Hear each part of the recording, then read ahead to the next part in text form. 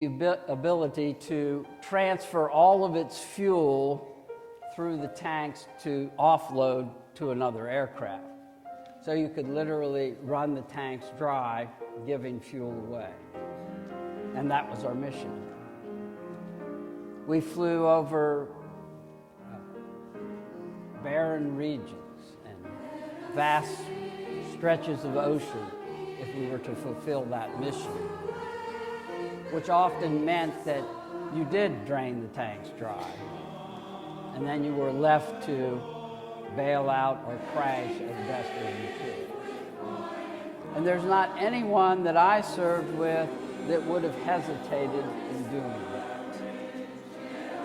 You see, the soldier, sailor, marine, and airman are trained to do things that they would rather not do.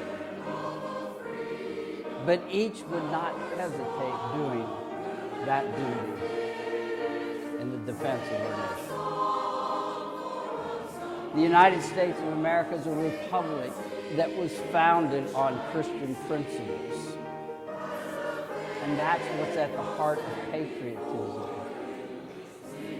And it's a sad commentary when we see today someone who wants to protest one cause or another, but they do so in a way that's a slap in the face of patriotism. The military person would willingly die to defend a person's right to protest. The right to protest is not an issue. It's how you go about protesting.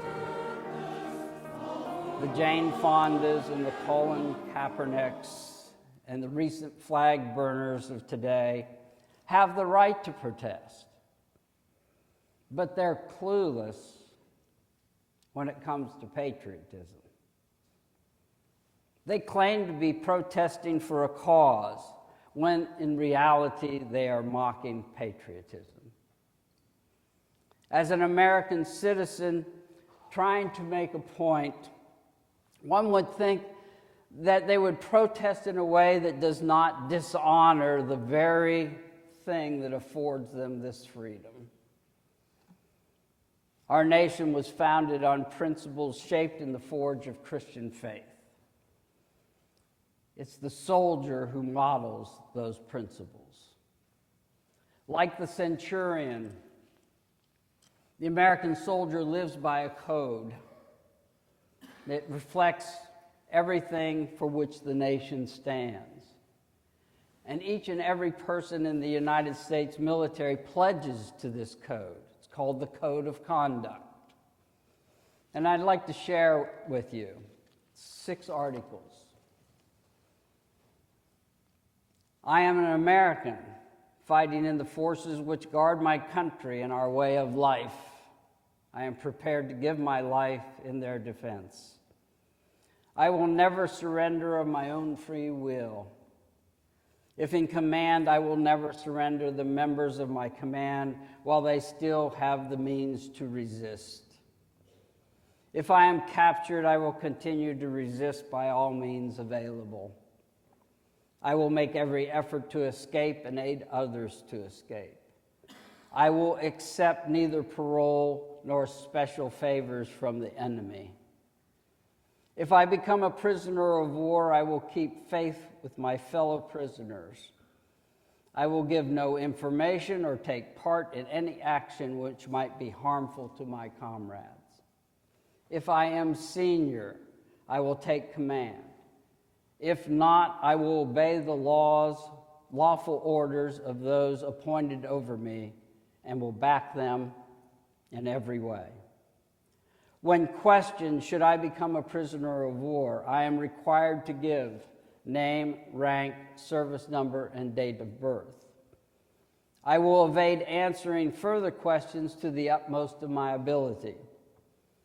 I will make no oral or written statements disloyal to my country and its allies or harmful to their cause. I will never forget that I am an American fighting for freedom, responsible for my actions. Maybe a few in here have heard of him, Norman McDaniel. I don't know if you He was in the Vietnam era, still alive, retired from the Air Force as a colonel. He was an African-American son of a sharecroppers. Lived and raised not far from here, Fayetteville, North Carolina. He graduated with an engineering degree and went into ROTC and then joined the Air Force as a navigator. In 1966, he was assigned to Tak Lee Air Force Base in Thailand. He flew with other weapons systems officers in EB-66s, which is a little bomber kind of like thing that's been converted to electronic warfare. And in the bomb bay, they built a special pod and put 4 navigators in there. I can't imagine what that would be like.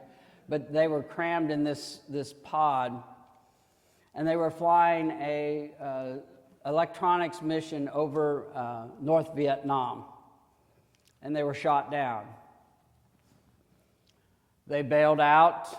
One man did not survive the ejection, but he was captured just north of Hanoi, and he was held as a prisoner of war for 7 years.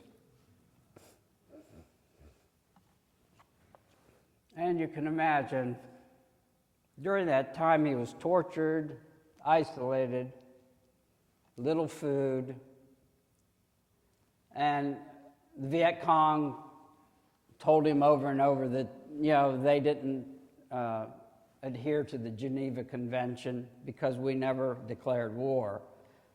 But the Geneva Convention does cover that too. But he says his faith is what held him together and kept him going year after year. And the code of conduct kept going through his mind. How much can I say without divulging crucial information? Trying to convince you that your country had nothing to do with what you were doing. And there was a lot of things in the news at that time that substantiated that. You see, during that 7 years, just to put this in perspective, here's what was happening. Bobby Kennedy was assassinated. Martin Luther King Jr. was assassinated. 50,000 to 125,000 American men were fleeing to Canada to avoid the draft. Hanoi Jane was schmoozing with the enemy. And they were throwing all of this at him, this black man, trying to convince him that your country has given up on you. But he stood strong in his faith. At the end of the 7 years, when the war was finally at an end, and he was boarding the airplane to come home, he looked back and he tells this story, and he says, I look back at those people, and he said, I felt sorry for them. They had to stay here and live under this repressive communist regime, and I'm going home to freedom. But that wasn't the end of his story. You see, he got home, and his daughter was 1 when he left. She's now 8. His son 4, now 11. His wife had done everything, managed everything. He didn't know where he fit in. But his faith is what pulled him through. Faith in God. Jesus said, never have I seen such faith. Nowhere in all the world will you find such faith as the American soldier. Thanks be to God.